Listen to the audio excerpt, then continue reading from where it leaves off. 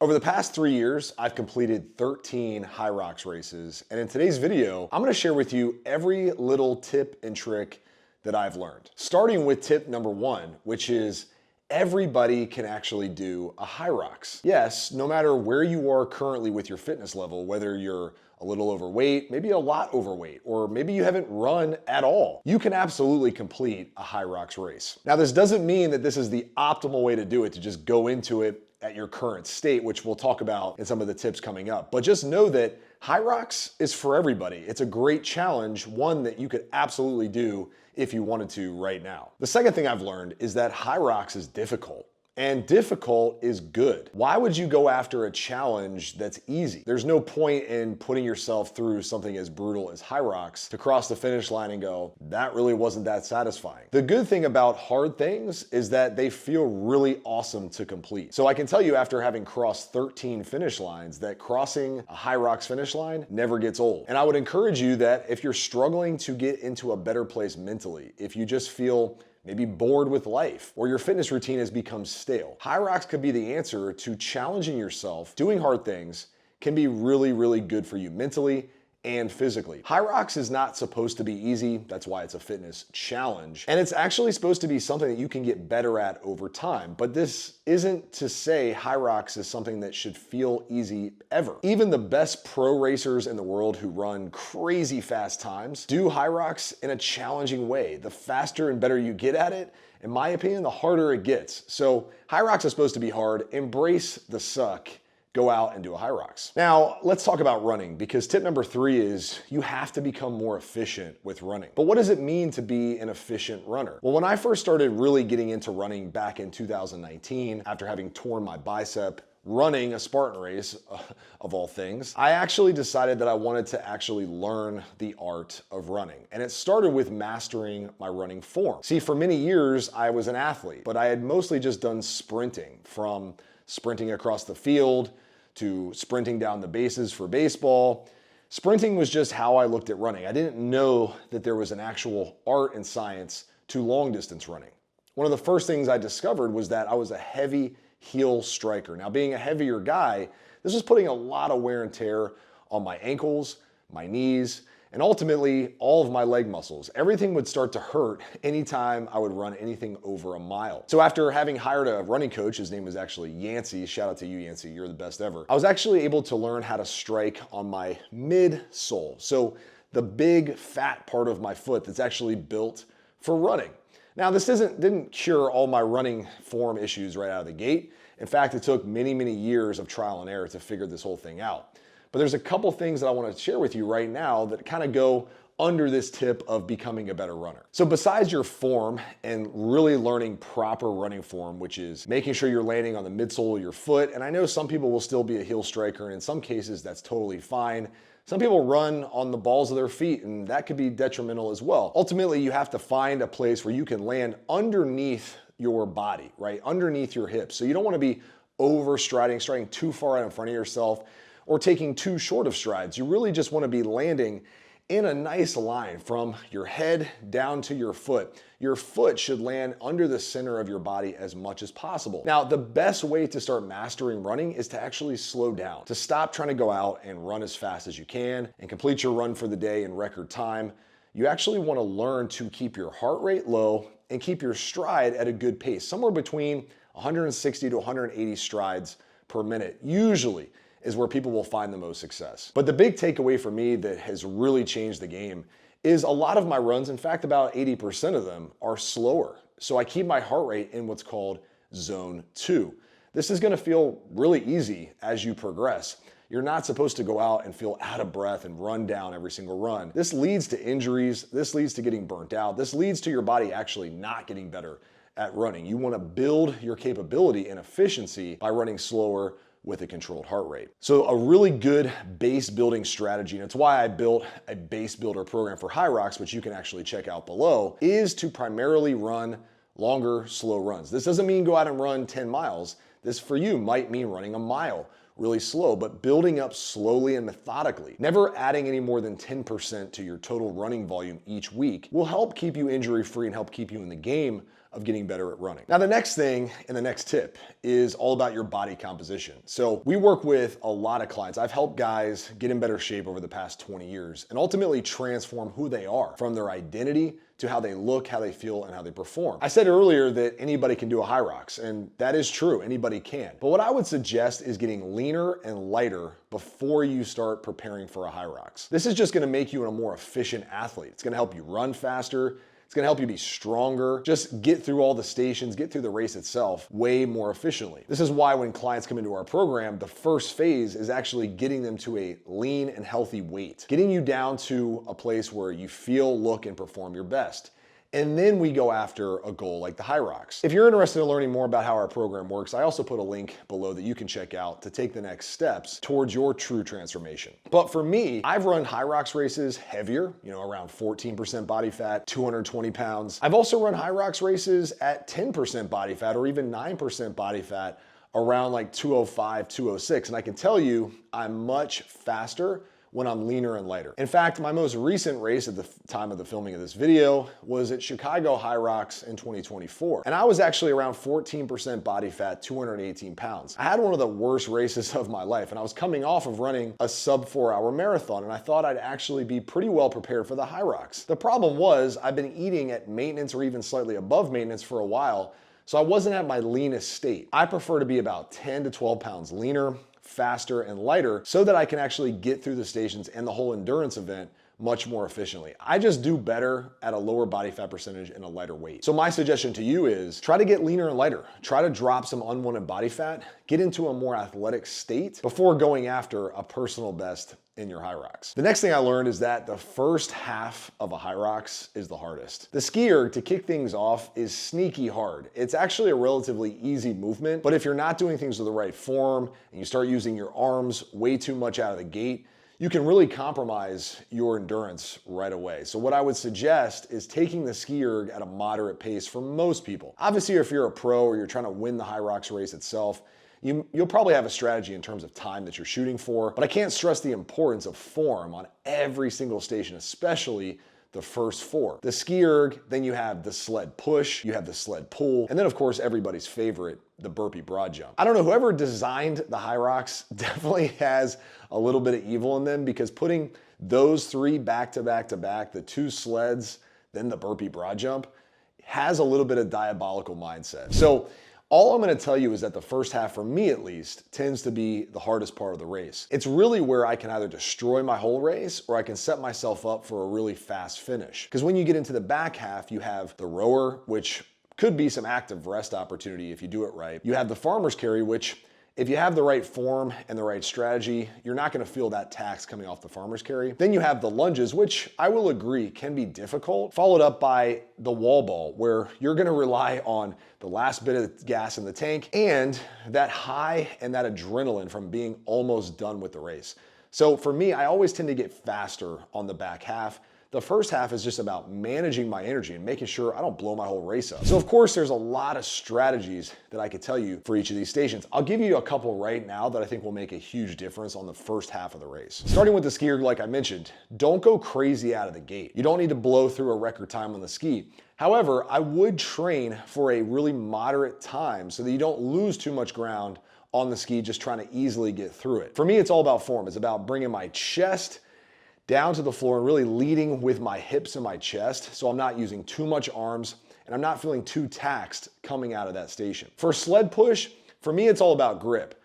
The fastest way to push the sled is not gonna be the most efficient in terms of managing your energy. What I would suggest is wrapping your arms around the sled poles instead of pushing with your hands here and your shoulders and everything tight and compromised. It's gonna be harder to breathe in that position, even though, yes, you'll probably push it faster there. You'll be able to breathe better with your arms wrapped around, and you'll come off the sled push with way more energy.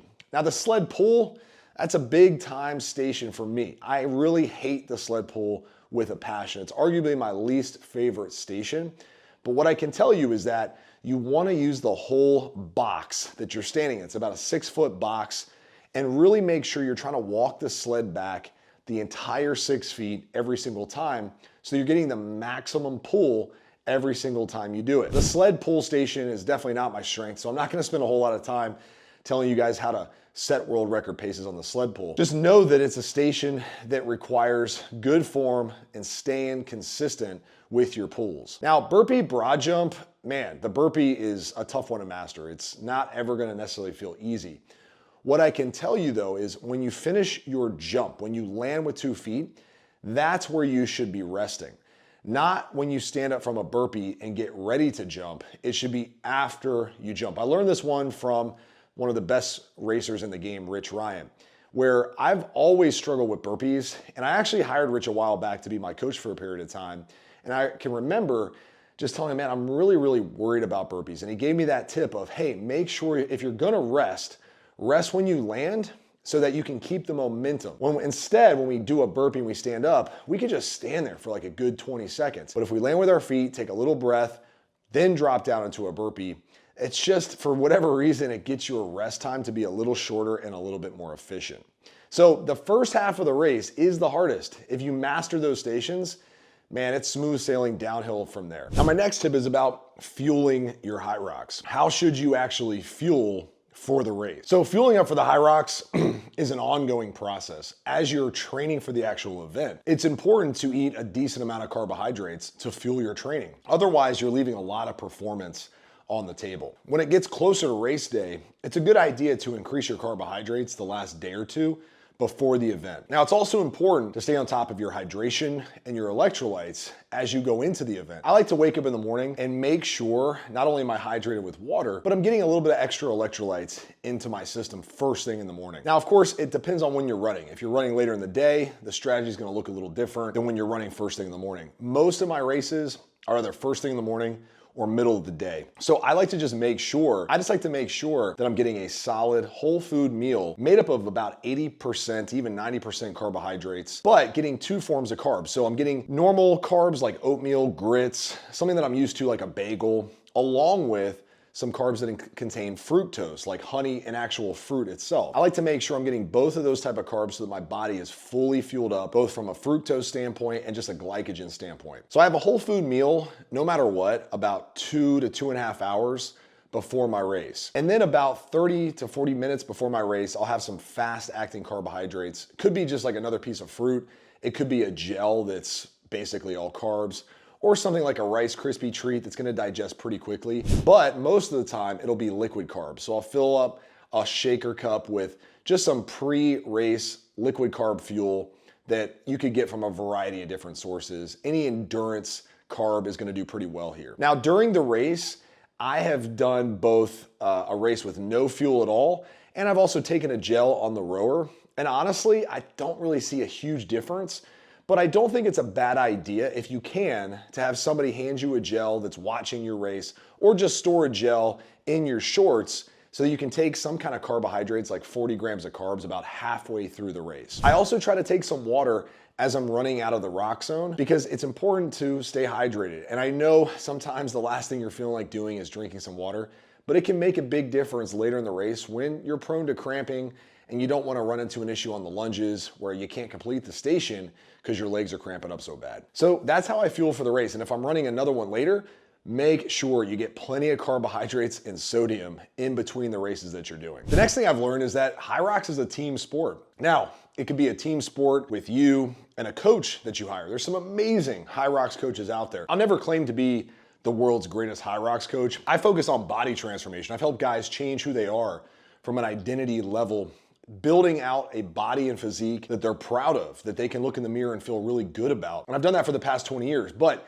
it doesn't stop there. Once you're in shape, you wanna go out and use your body. You wanna have some fitness adventures that you can partake in to avoid ever getting bored with fitness. And you can learn all about our True Transformation System if you check out the links below. But there's some really good Hyrox coaches out there. So I'd encourage you to invest in a Hyrox coach like Rich Ryan, Meg Jacoby.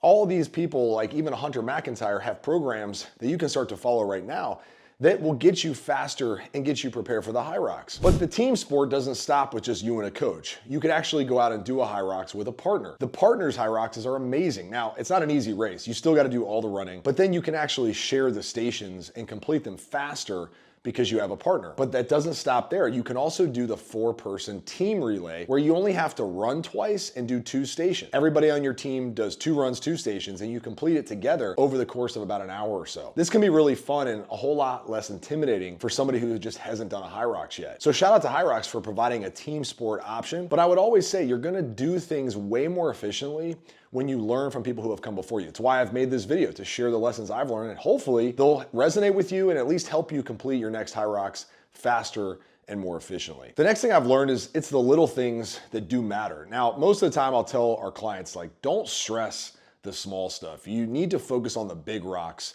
when it comes to transforming your body. How many calories you eat, how much movement you do.